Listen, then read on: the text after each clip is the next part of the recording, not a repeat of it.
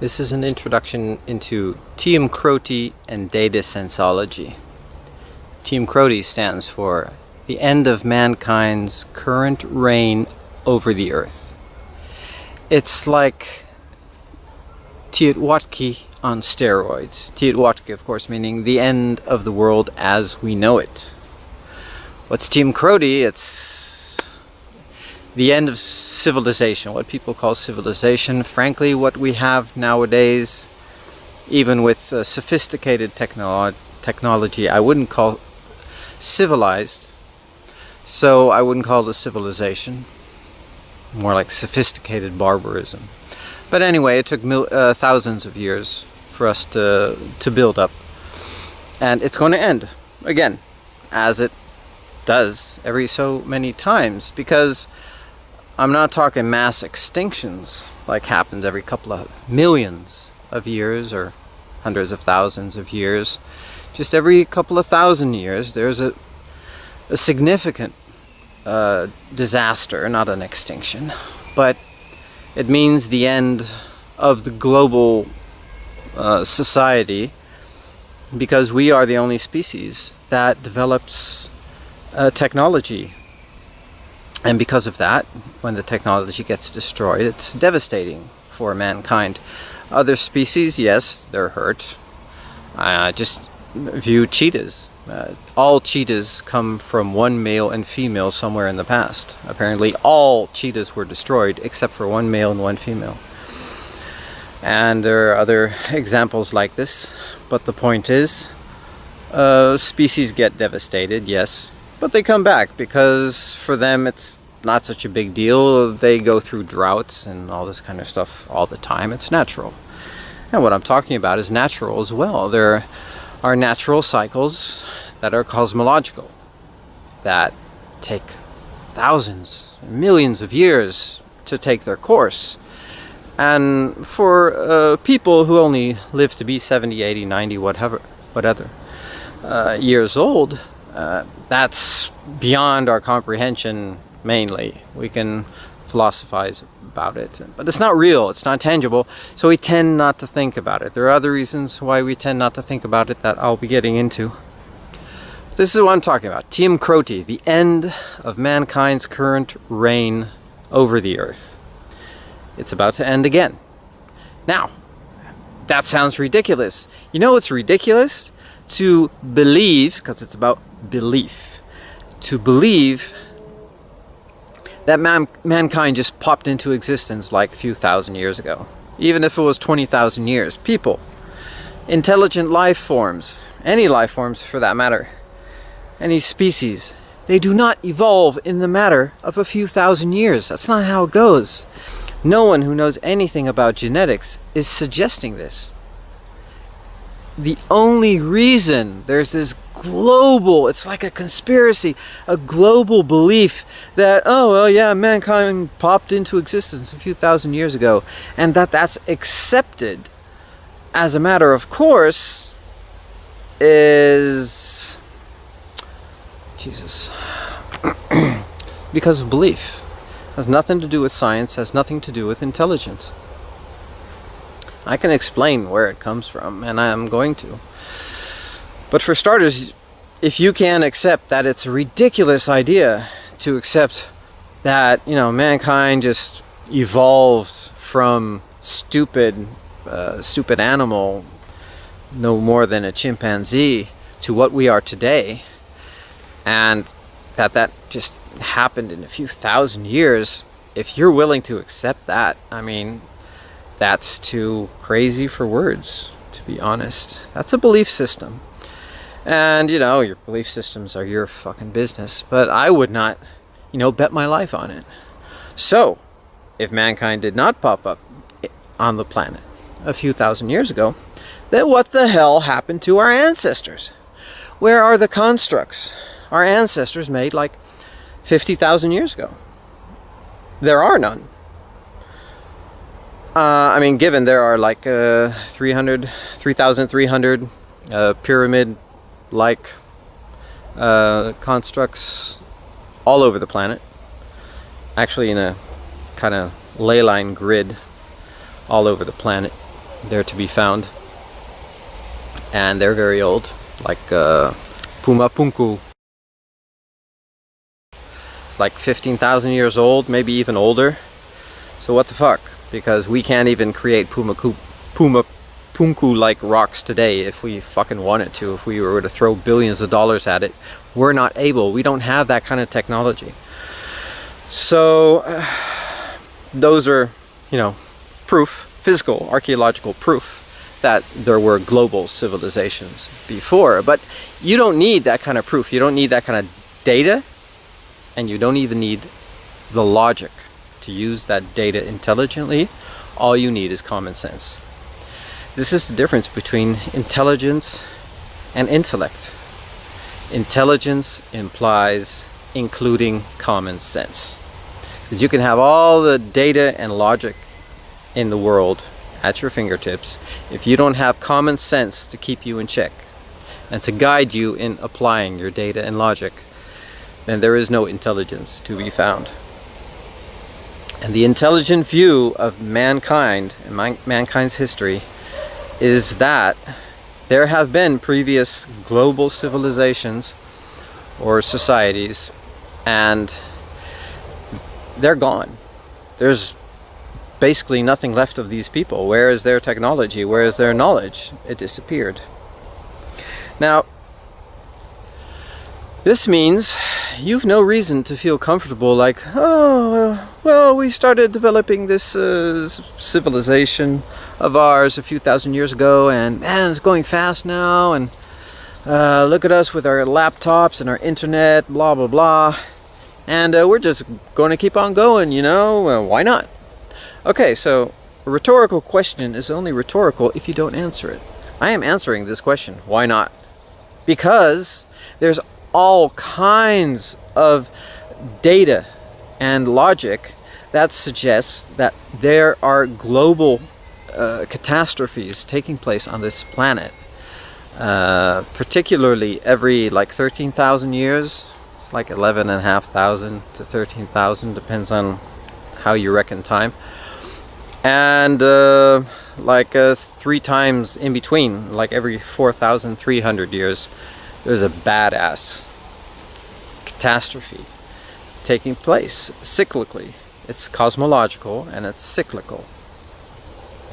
And that's what the science points to. That's what the research points to. And I'm talking about all kinds of scientific disciplines that work independent of each other and are finding clues, are finding data that supports global destruction. So TEOMCROTE, the end of mankind's current reign over the earth, is about preparing for the next cycle. And not to be alarmist, but what the science suggests, what the data suggests, and common sense and logic, is that it could be very close. And yeah, depending on when you're listening to this, because I'm taping this September 2014, could be in the next year, but probably like more like 2 years from now. You only have like a year to prepare, but I can help you there because I've been preparing for 5 years, and I've been preparing according to Datasensology. And what do I mean by that? Data, logic, and common sense. Because that's the difference between science, actually, scholarly thinking, and just mainstream politically correct, culturally correct thinking. Real science is achieved through the use of data, obviously, logic, obviously, common sense, preferably, no? But by doing so consistently. Because when you just use your data, logic, and common sense as tools to feed your preferences, your prejudice, and your presuppositions, even if your prejudice, presuppositions, and preference, even if they only make up 1% of your reasoning, they're steering the whole. You cannot pollute your data, logic, and common sense with preference, prejudice, and presuppositions, and think you're going to come out with something intelligent or scientific. You need consistency. It's just like you take a big ship, right? And there's this one piece at the back called the rudder. And that's determining where the fuck the ship goes. If it sails safely all over the world, or if it runs into an iceberg or a continent, right? The rudder is everything. The biggest battleship of the Second World War, the Bismarck. What did they do? They disabled the rudder. And then it was just going around in circles, and they destroyed it. Rudder is everything. So if you steer your data, logic, and common sense by even one presupposition, preference, or a prejudice, then you're screwed. Your consistency is gone, because consistency implies 100%. And there's no intelligence to be found. I mean, yeah, well, intelligence actually, by definition, must be consistent. Actually, otherwise it's incompetent or dysfunctional, or just crazy. And I mean that literally. So, datasensology is about data, logic, and common sense exclusively. And if you apply that in your life consistently, then you will come to truths and understanding and concepts that are completely alien to what is political, culturally correct mainstream society and mainstream culture. And this is the big problem. When you, for you personally, when you stick to data, logic, and common sense consistently, you move further and further away from the mainstream until you get that far away from the mainstream that it is very uncomfortable, that no one wants to talk to you anymore. Because you're applying knowledge and understanding and opinions that scare the mainstream out of their britches. And your family thinks you're eccentric and they keep you at a distance, and you lose more and more friends. And if you dare voice yourself in the public, you could get arrested or worse.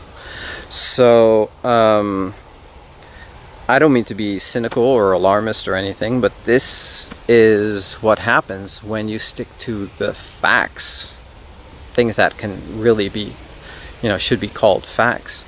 When you stick to truth, when you seek out truth, and when you don't cull it from your life. And one of the things you learn when you do this consistently year after year, and you remove all of the bullshit that you got programmed into your brain as you were growing up, because I'm like 50 now. Oof. You got some city miles on you. And so I've been doing this for 30 years, and thanks to the internet mainly, I've come up with some knowledge that it doesn't scare me, it scares other people. And there's really no one to share that with. That's why, I write the book, because there's no one to talk to for me. And I don't, I'm busy on Facebook, and, have built websites before, but it doesn't seem anybody's listening anywhere in the friggin' world. So what do? So I write a book because I wish to share it, and I wish to warn other people, warn sane people, nice people, beautiful people. And how else can I do it? Because no one's listening to me. There's no way for me to use these modern social media. So when you take data, logic, and common sense consistently over a long period of time, and using all the modern resources we have, especially internet, cheap books through the internet, everything, you come to these bits of knowledge that are unpopular. But what's worse, they trigger a very human, solidary feeling to refuse information. Okay, so you can accept it, This is how it works. You can accept it. You don't have a problem with it. But you know the world has a problem with it. And because of this, you refuse it. Okay, now a lot of people, they're going to say, no, I'm looking into all kinds of non-mainstream truths and I accept them, blah, blah, blah. But when you find out that everything the mainstream is about is just politics and corporate interests and this kind of stuff, everything. And I'm talking about all aspects of research, all aspects of life. And I put them out as a 7-pointed star. There's humanity, about being human. There's health, there's spirituality, there's economy, economics, there's science, history, and politics. And these 7 levels, 7 aspects of life, each of them full of bullshit in the mainstream, is just really 99% bullshit. And when you really start to look into them, and then you find out, my goodness, I can't really relate to anything in the mainstream anymore. But there comes a point pretty soon after you dig deeper. You know, you can do one aspect. You're like going into alternative health and stuff, or alternative, like libertarian politics or something. You dive into it for years. You find out, oh yeah, it's all bullshit, and I can tell people about real freedom or real health, or whatever. But then you find out there are signs that, oh wait, history as well, and science as well, and spirituality as well, it's all bullshit. There comes a point where it gets to be too much as well, because this solidarity of yours towards the rest of the world is constantly being triggered. It's like, they hate what you're learning, and then you give up. I mean, that's what people do. That's what I see people do. I didn't. And that's why I know all this shit. I know that it's all bullshit, and I don't know truths about all these things that go much deeper than anybody is even daring to believe, even though I'm just sticking to data, logic, and common sense. Just finding out, from often mainstream sources, what's the truth about something. And then you come up with new truths that just require a consistent application of data, logic, and common sense. It doesn't require special intelligence. It doesn't require anything. Actually, the only thing it requires is daring. But daring to find the truth is mainly about daring to find out things that feel wrong, because everybody's going to hate it. It feels wrong, but it's right. But this feeling that it's wrong is because humans are a social species. We are a social animal. And because we're a social animal, we feel solidarity with not only other individuals, but with the group. And this is good. This is because the fist is stronger than 5 fingers. This is why ants stick together. Together they rule the world. Some people muse. And there are so many examples of social animals, and we're one of them. And this is ingrained into our psyche after, millions of years of evolution. So when we are busy with information and attitudes and everything that goes against the group, that appears to be hated by mankind, this triggers adverse feelings within us. We feel that it's wrong because we seem to be attacking our very own species. And I think, after all, so many years of considering truths, but then trying to share them and seeing the reactions with other people all over the internet, forums, talking to people personally, all kinds of arenas, I think this because of the research I've read, this is the key to why people stick to their ignorance. And that's also why mankind in general, as a species, refuses to look reality in the face, and therefore, despite, with our common with our modern technological achievements, our ability to look into space and everything, that despite all of these advancements, we refuse to look reality in the face, and mankind gets destroyed, wiped off the planet. At least their culture does. And so that apparently keeps happening. Every 4,300 years there's a pretty bad incident, but not that bad, that complete cultures get wiped off, but some of them they remain in part. Some people survive and all that. But every 13,000 years or so, it's the end. We're talking about a physical movement of the planet Earth. It has to do with Nibiru, which you're probably not ready to hear about yet, but if you are, I'm going to get into it in detail about all the facts, scientific data and logic and common sense that relates to that.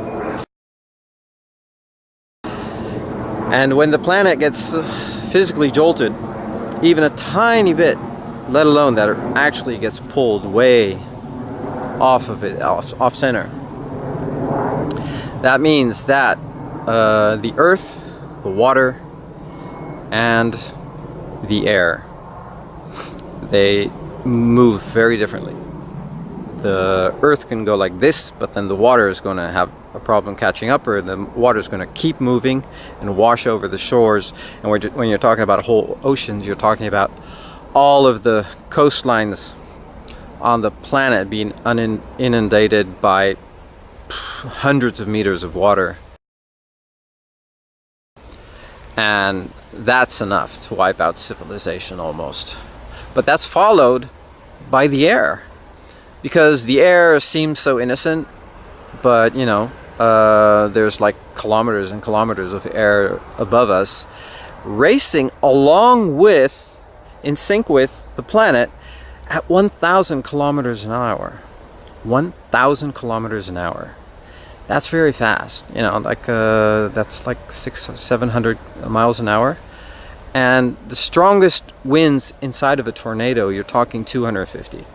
Okay, we're talking 4 times faster than that. That's the speed of the planet turning, and the air outside the planet is turning with it.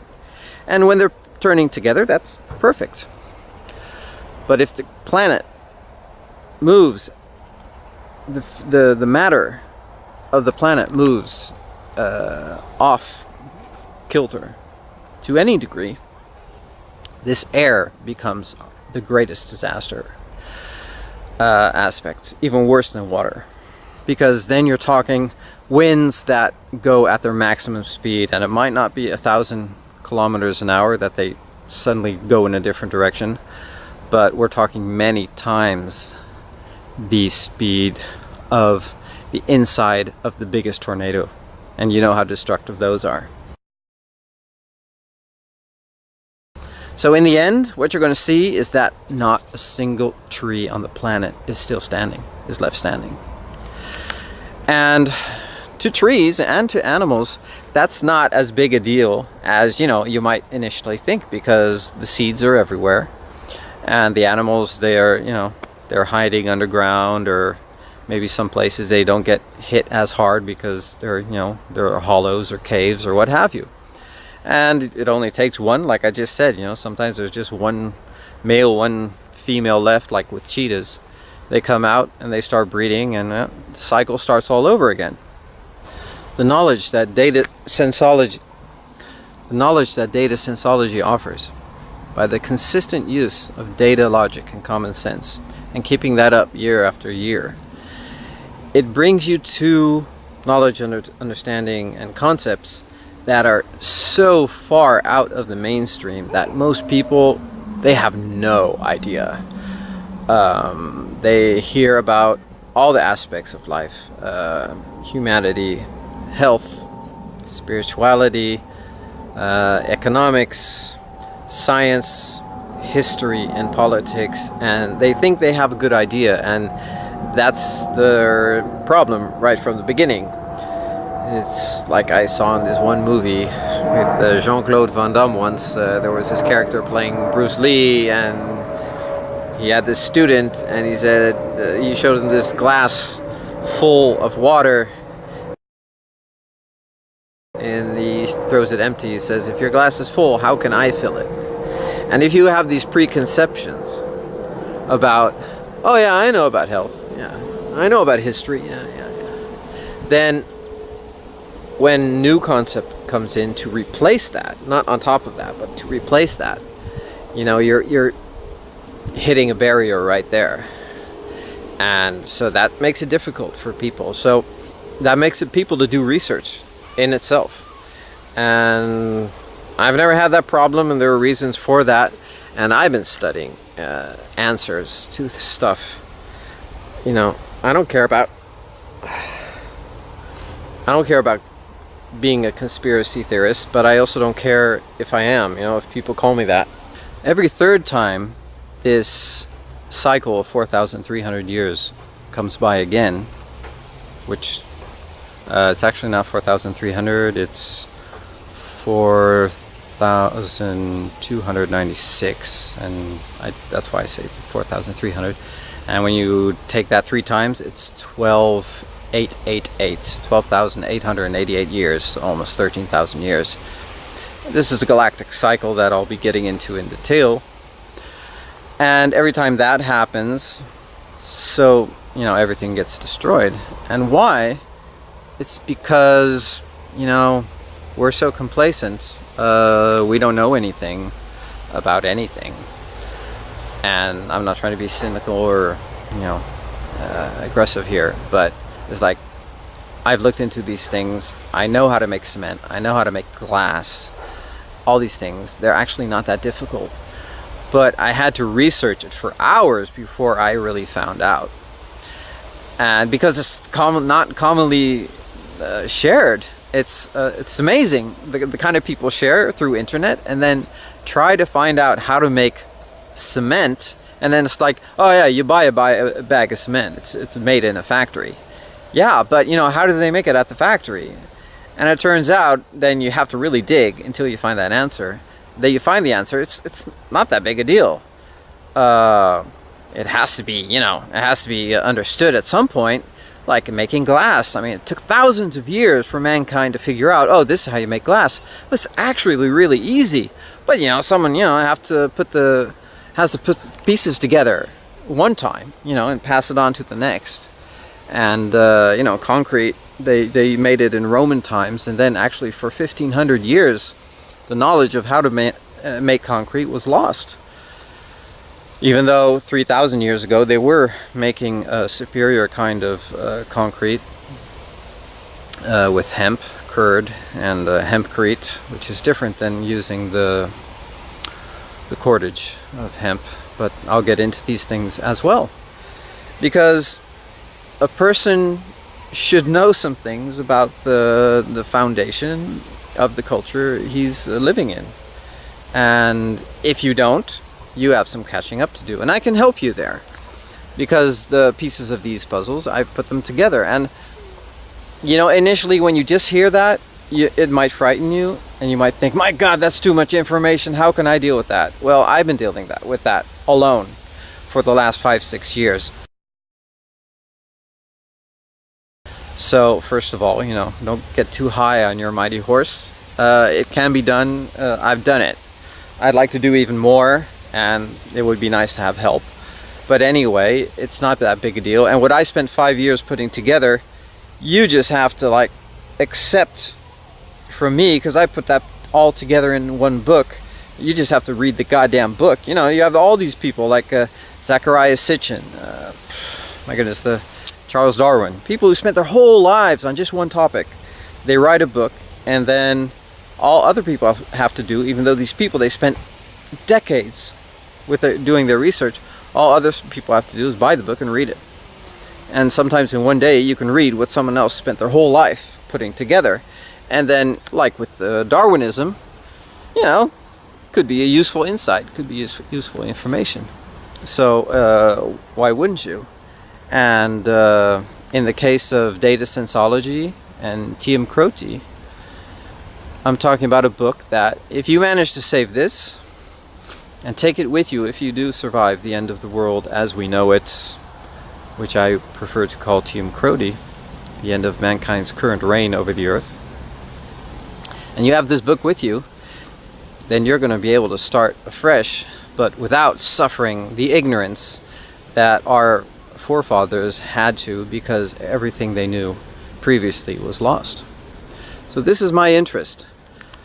So there are a number of things here that are really essential. One, why does it feel wrong to listen to this kind of information? And there are scientific explanations for that. How can it be that the world can end? What the hell? You know, it's like space is safe, right? No.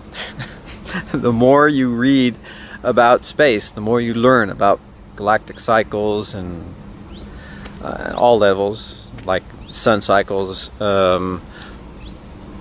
solar system cycles, galactic cycles, all kinds of cycles. The more you learn, the more you see that, my goodness, nothing is safe. And a lot of the so-called scientific consensus is pretty backward, as it's always been. It's like, so why aren't scientists telling us this? Well, first of all, science is mainly politics when you're talking about the scientific consensus, and it's always been that way.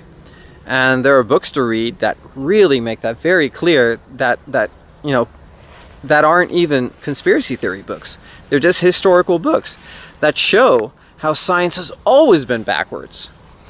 And there are examples of this, proof of this, just mainstream, you know, how this has worked just like a few years ago, how science has kept developments out of the mainstream, out of knowledge, like for 10 years, because just the way the scientific consensus system works.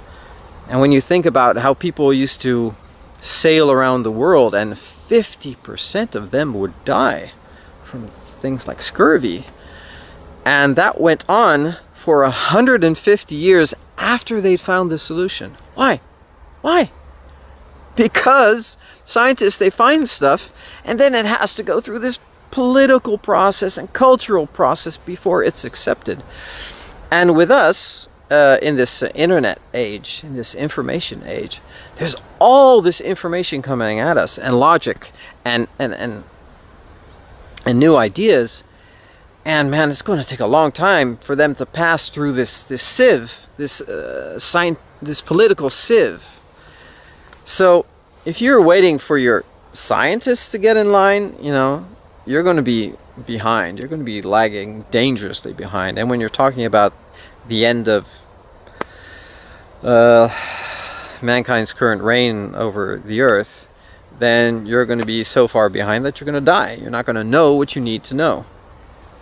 Now, as far as this solidarity principle that gets triggered, that you're like, well, I'm going to die with everybody because I don't want to be the odd man out. And this is really how it works. And there's even a physical aspect to that. Maybe I'll start with that, because it was really interesting when I learned that they have learned by studying the brain, by brain activity, that when someone experiences rejection, they experience actual physical pain. When someone tells you, you know, no, I hate you, you know, someone you want, someone you're interested in, he's like, hey, will you go out with a date? Will you go out on a date with me? And then they tell you, like, you're stupid, why would I do that? You experience physical pain. Rejection is a big deal for our mental processes, for our psyche. As it's physical and it's biological. And when you feel rejected by the whole of mankind, then it's like a double whammy, because you have this solidarity principle that's making you wish to help mankind and to support them. And then there's the opposite principle. When mankind turns against you, you feel utterly attacked and alone and in pain. And this is all subtle, of course, especially when it's about subtle truths and truths that kind of, you know, slowly work their way into your psyche. But this, I believe, because what I'm telling you, this is mainstream science, mainstream knowledge actually. This is what keeps people away from the truth of the destruction of mankind. But you can turn that around. When you're aware of these processes, when they're not working in your subconscious, when you bring them up into your conscious because of the knowledge you have, like the knowledge I'm sharing now, you can say, yes, I acknowledge that, but I'm not going to let it rule me. As well, because I can think to, okay, I can't help the billions that are going to die because no one's accepting this stuff. But what about the billions that are going to be born? Okay, so that gives you then a place and makes it feel good instead of bad. So this is important stuff, because information is only as useful as, you know, as what you're willing to accept. If you know how to make $1 million but you won't accept it because you have like a subconscious desire to be poor, then all this information about becoming rich is moot. And if you learn about the end of the world and then you don't act on it, that information is moot. It actually only offers you discomfort, so you prefer not to have it. So then I'm just bothering you. Though I'd like to be helping you and anybody who's willing to listen. And how many people am I talking about? Well, I've been reaching out for 5-6 years over the internet, and I haven't found one single person to just prepare with me for the eventuality. Because, you know, I prepared for 212. Just to be honest, I never really believed in it, but, you know, I thought, hey, you know, the world could be destroyed. There's all kinds of data to support it. So I just wished to be prepared. And I wasn't, but I was starting. But now, you know, many years later, I'm much, much more prepared. And as well, I'm more prepared to explain to people why they don't prepare themselves as well, because I saw with the 212, the 21st of December 212 event, how everybody ultimately gave up. Nobody was even taking a chance on survival. And I found that so extreme that I've come to understand how extreme it is. Like, what's taking place? How basic is this primal desire to die with the rest? You know, we've all heard about guilt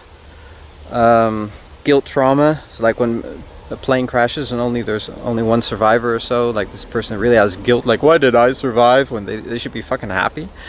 It has to do with this solidarity principle.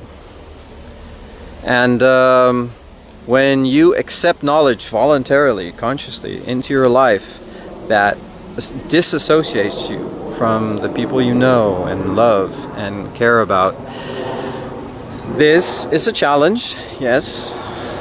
But then you can come to learn that there are other options. Like I said, instead of looking to the billions that are alive now, you can look to the billions that are going to live in the future. You can mean everything to them. The world does not have to live through another 10, 12,000 years of barbarism and war and disease and suffering and ignorance. It's not necessary. If we start off with a lot of the basics, if we go through the next destructive cycle, because the knowledge I'm suggesting will tell you where and how to do so affordably. You don't have to be rich. You don't have to be smart. You don't have to have some kind of talent or career going already. The only thing you require to survive TEOMCROTE is the will to live and to listen to what I have to offer.